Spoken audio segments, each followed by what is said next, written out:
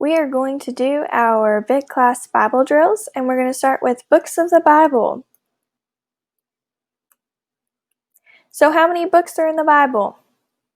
66. How many books are in the Old Testament? 39. How many books are in the New Testament? 27. Okay, who thinks they can name them? Let's do the Old Testament first. Genesis, Exodus, Leviticus, Numbers, Deuteronomy, Joshua, Judges, Ruth, 1st and 2nd Samuel, 1st and 2nd Kings, 1st and 2nd Chronicles, Ezra, Nehemiah, Esther, Job, Psalms, Proverbs, Ecclesiastes, Song of Solomon, Isaiah, Jeremiah, Lamentations, Ezekiel, Daniel, Hosea, Joel, Amos, Obadiah, Jonah, Micah, Nahum, Habakkuk, Zephaniah, Haggai, Zechariah, Malachi. Good job. Let's do our New Testament.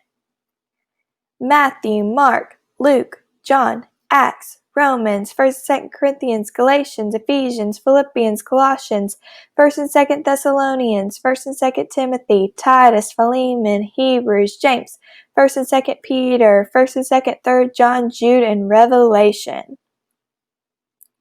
Good job.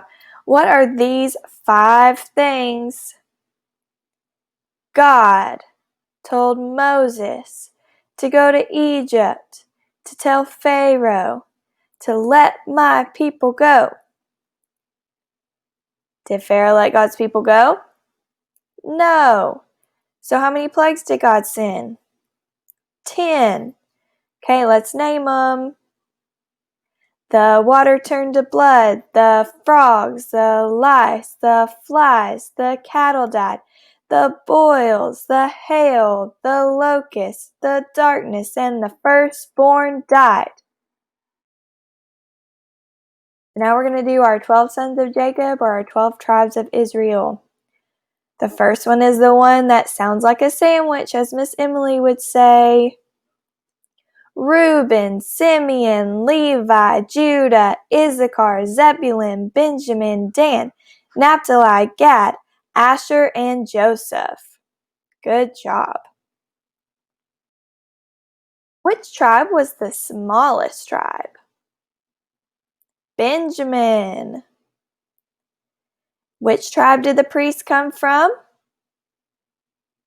Levi. And which tribe did Jesus come from? Judah. Now we're going to do our 12 apostles. Peter, Andrew, James, John, Philip, Bartholomew, Thomas, Matthew, James the son of Alphaeus, Thaddeus, Simon the Canaanite, and Judas Iscariot. Which one of the 12 betrayed Jesus? Judas Iscariot. How did he betray Jesus? He kissed him on the cheek. Now, is it bad to kiss someone on the cheek? No. Why was it bad when Judas did it? Because it told the Roman soldiers who Jesus was. And what did the Roman soldiers do to Jesus? They crucified him. Hi guys, it's Miss Joriel. Today I have another great lesson to share with you from 2 Kings, Elisha and the floating axe head. It's found in 2 Kings chapter 6, verse 1 through 7. One day the sons of the prophets came to Elisha and said, "See, this place we live with you is way too small for all of us.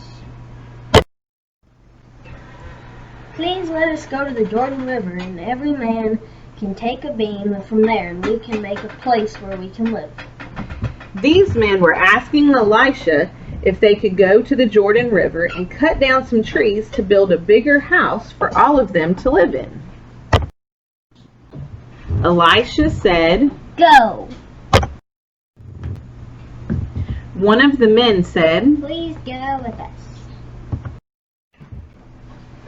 Elisha said, "I will go." So he went with them. And when they came to the Jordan River, the men cut down trees. They cut down more trees and more trees. But as one of the men was cutting down a tree, the iron axe head fell into the water. And he cried, "Oh no, Master! It was borrowed!" Now this might not seem like a big deal, but back in the Bible times, they didn't have Lowe's where you could go buy another axe head. Did you know that they had to make their own axe head? And this axe head was super important because it was made out of iron, when most of the other axe heads weren't as strong and they were just made out of bronze. But this axe head was even more important because it was borrowed from a friend.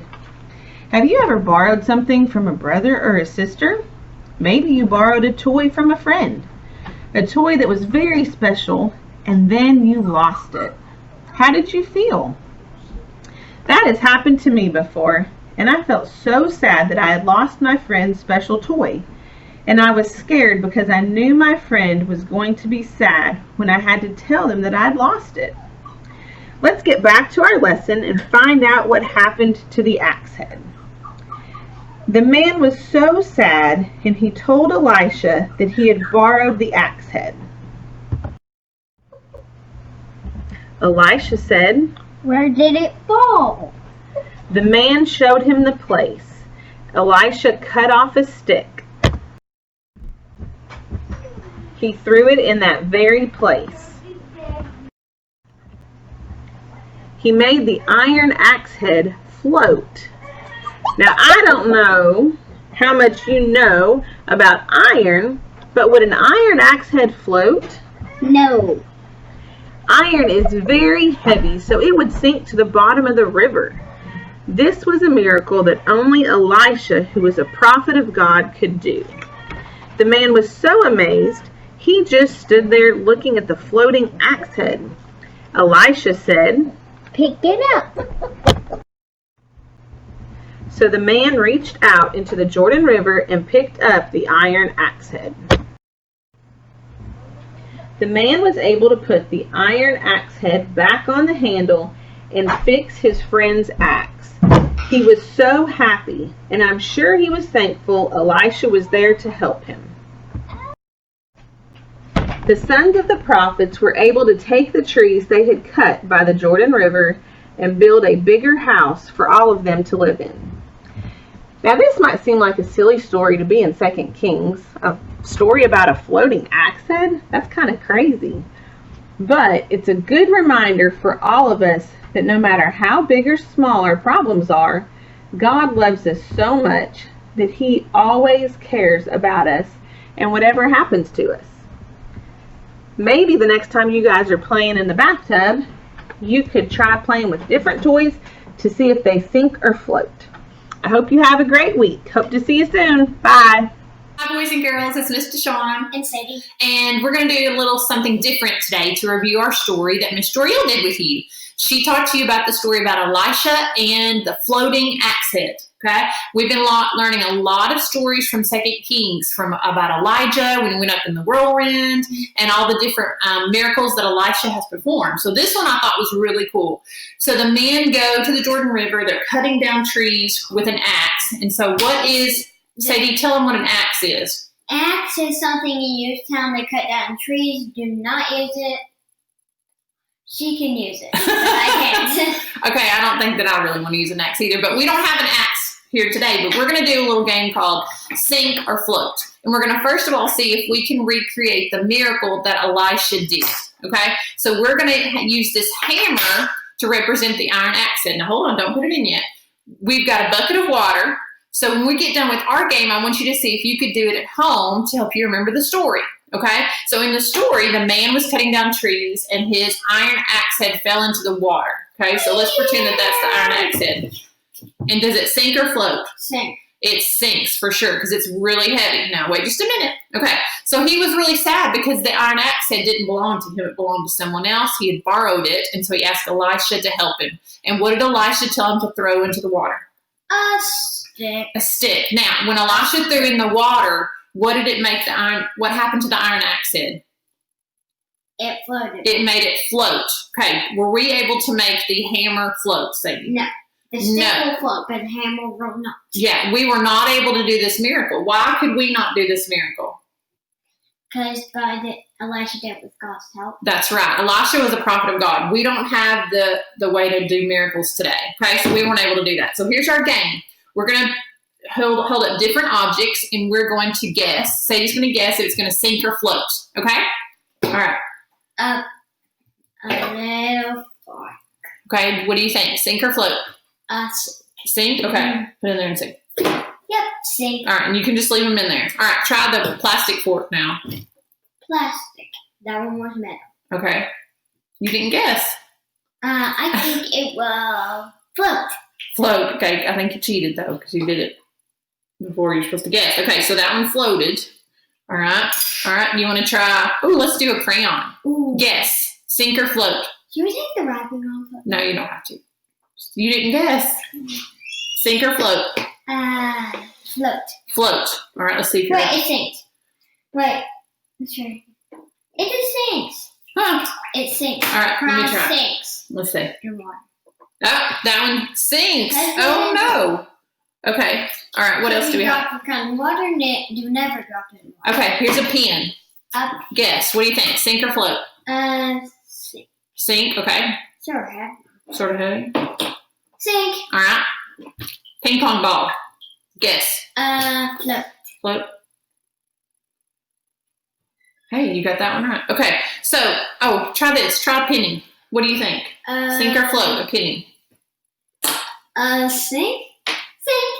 Okay. So, what I want you to do with your parents' permission, and you can even do this in the bathtub if you wanted to, is you could get a bucket of water or do it in the bathtub, gather some different household things. Like a ping Don't- pong ball. Don't get a hammer, but just Yeah. gather some stuff up that your parents say you can put in water. And I want you to do, toy, like an a little toy or a ping pong ball or anything. and then I want you to guess if it's going to sink or float.